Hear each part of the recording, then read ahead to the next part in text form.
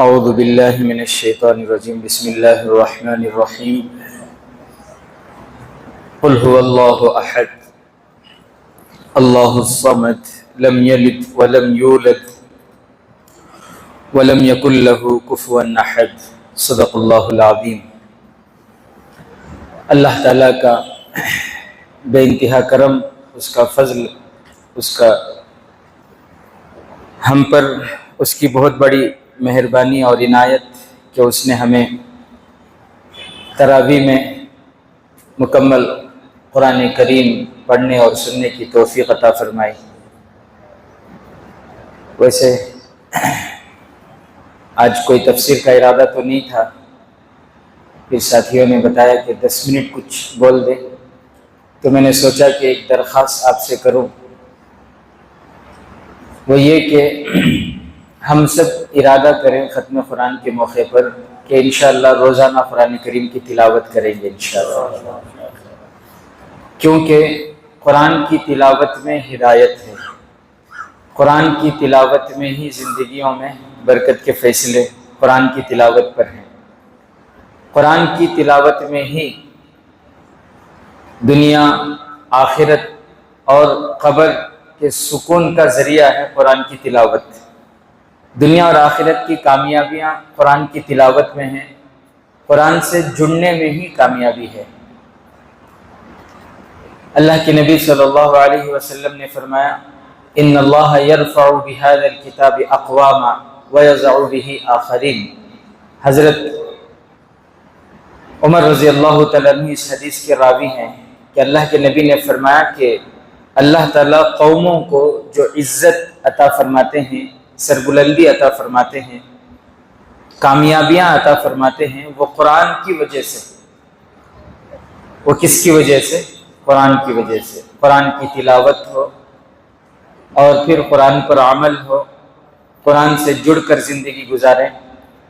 اور فرمایا وَيَضَعُ بِهِ آخَرِينَ، اگر کسی قوم کو اللہ ذلیل کرتے ہیں، اگر کسی قوم کو اللہ پست کرتے ہیں، ناکام اور نامراد کرتے ہیں، تو وہ قرآن کو چھوڑنے کی وجہ سے،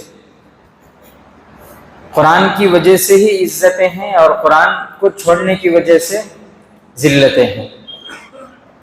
جو قرآن سے جڑ کر زندگی گزاریں گے وہ کامیاب ہوں گے، جو قرآن سے ہٹ کر، قرآن سے کٹ کر زندگی گزاریں گے وہ دنیا میں بھی ناکام ہوں گے اور آخرت میں بھی ناکام ہوں گے۔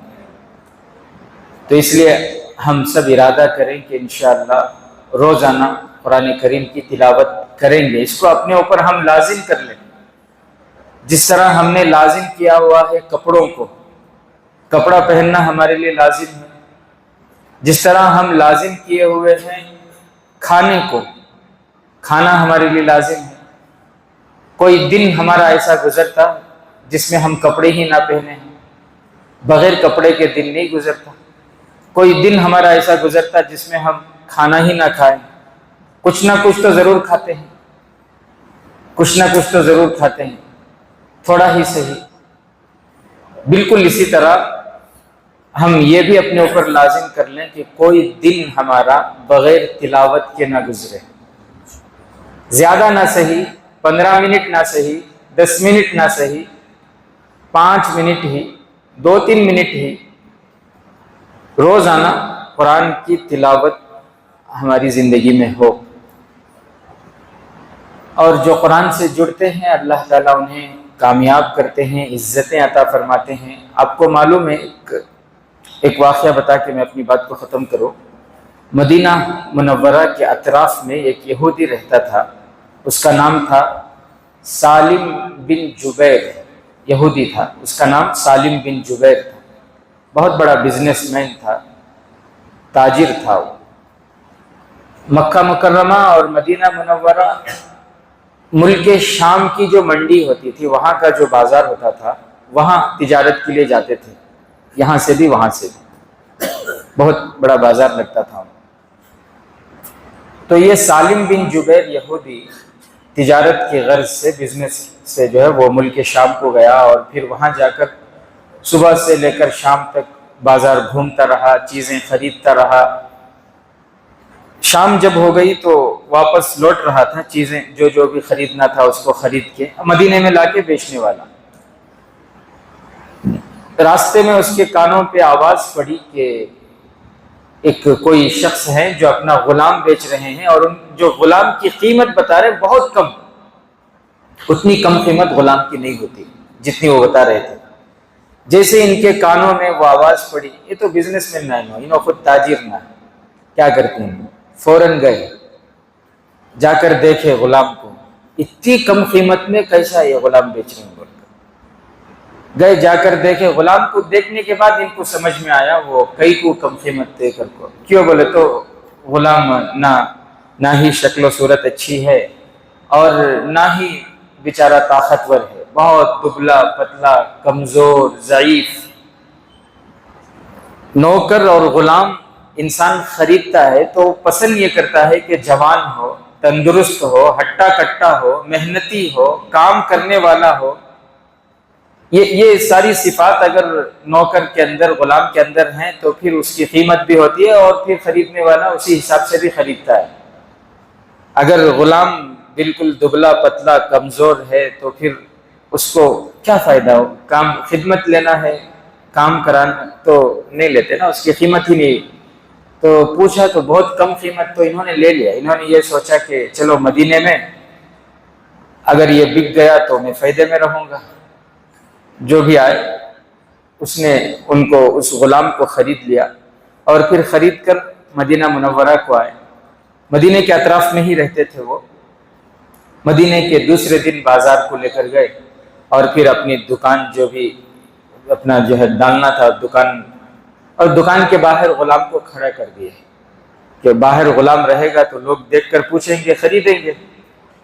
اتفاق سے ایسا ہوا کہ اس دن اس نے جتنے سامان بیچنے کے لیے لائے تھے پورے سامان ہاتھوں ہاتھ بک گئے، لیکن وہ غلام کو خریدنا تو دور کی بات، کسی نے پوچھا بھی نہیں کہ اس کی قیمت کیا ہے۔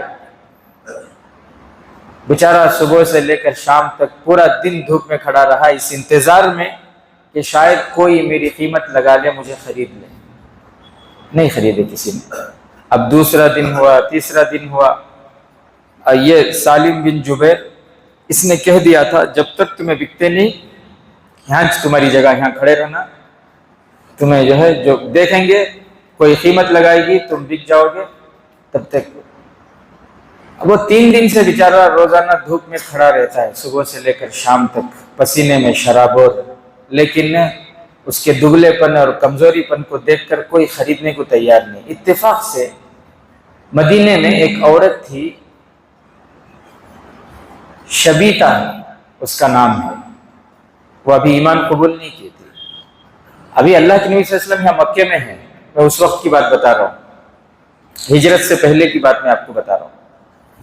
تو وہ شبیتا جو عورت تھی وہ ادھر سے گزرتے ہوئے ان کو دیکھتی، نظر پڑتی کہ غلام ہے بیچارہ، کمزور ہے اور صبح سے لے کر شام تک کھڑا رہتا ہے، کوئی خریدنے کو تیار نہیں۔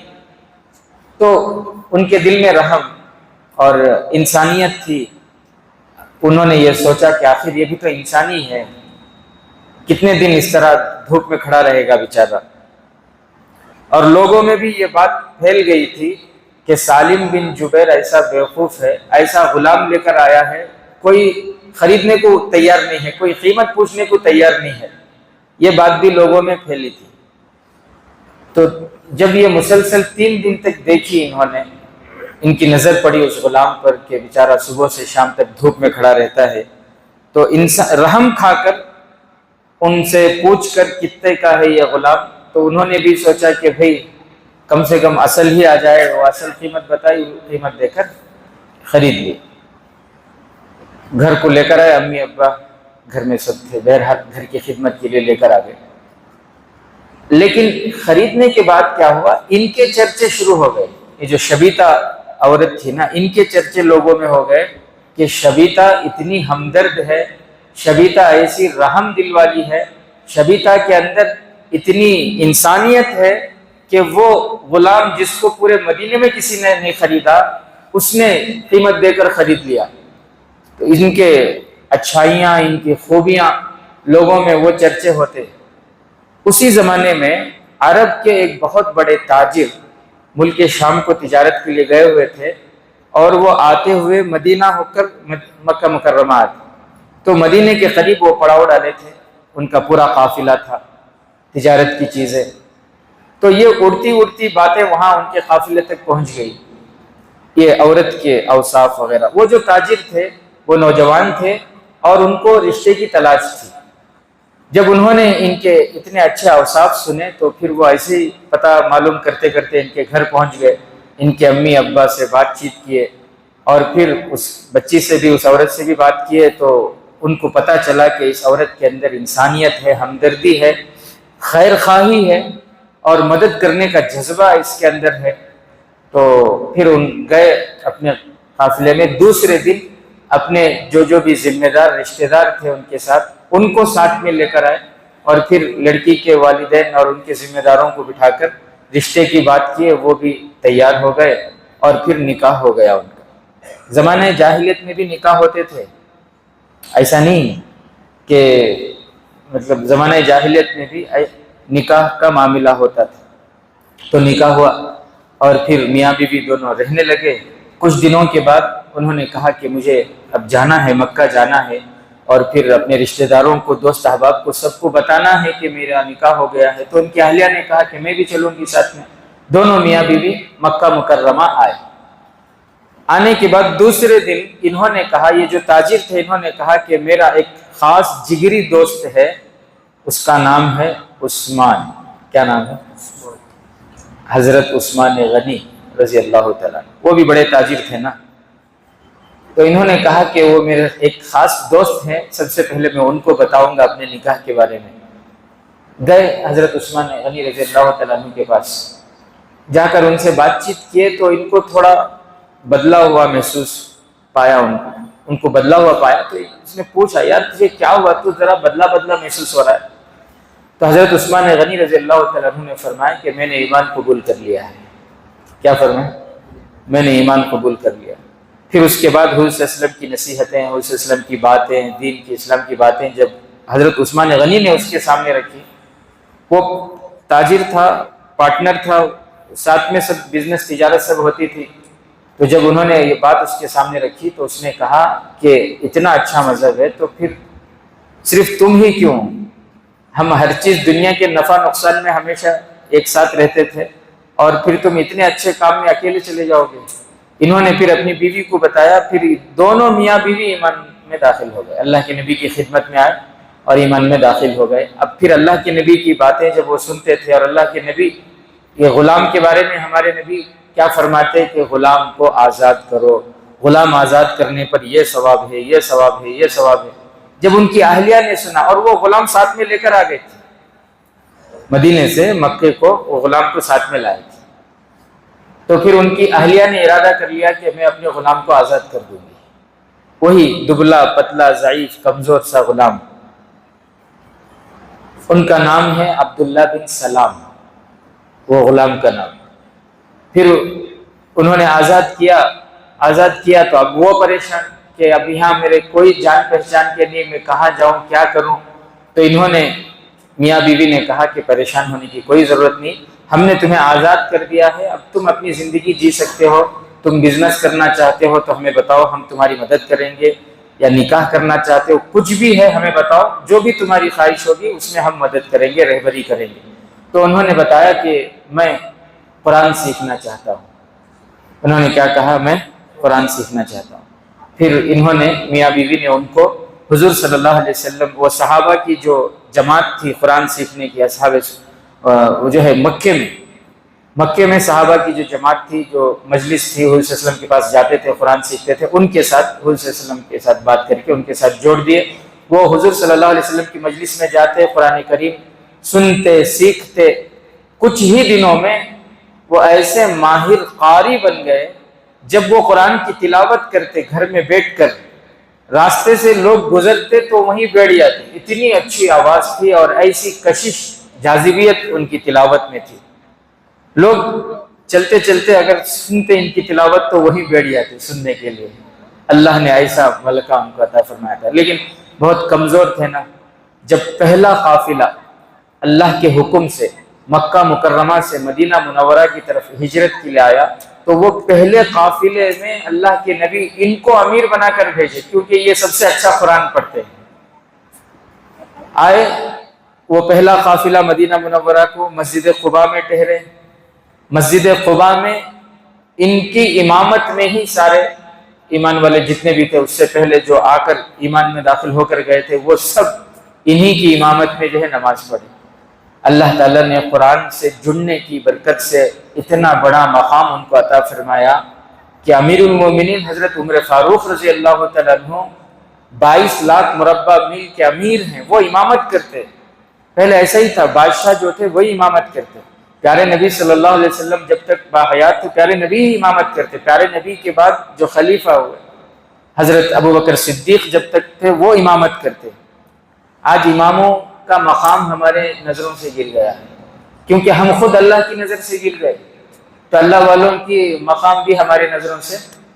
بہرحال تو حضرت عمر فاروق رضی اللہ تعالیٰ عنہ مکہ مکرمہ سے مدینہ منورہ آئے ہیں، امیر المومنین ہیں، مسجد قباء میں آئے ہیں، اور پھر امام وہی عبداللہ بن سلام وہ امام ہیں، اور امیر المومنین مقتدی وہ مقتدی۔ اللہ نے ایسا مقام ان کو عطا فرمایا۔ تو بہرحال میرے عزیز ساتھیوں، قرآن کی تلاوت یہ ہدایت کا ذریعہ ہے، قرآن کی تلاوت یہ زندگی میں سکون کا ذریعہ ہے، قرآن کی تلاوت یہ زندگی میں برکتوں کا ذریعہ ہے۔ قرآن کی تلاوت سے ہی ہماری دنیا اور آخرت اور قبر کے سکون اور راحتیں ہمیں حاصل ہوں گی۔ اللہ تعالی ہمیں قرآن سے جڑ کر زندگی کرنے کی توفیق عطا فرمائے۔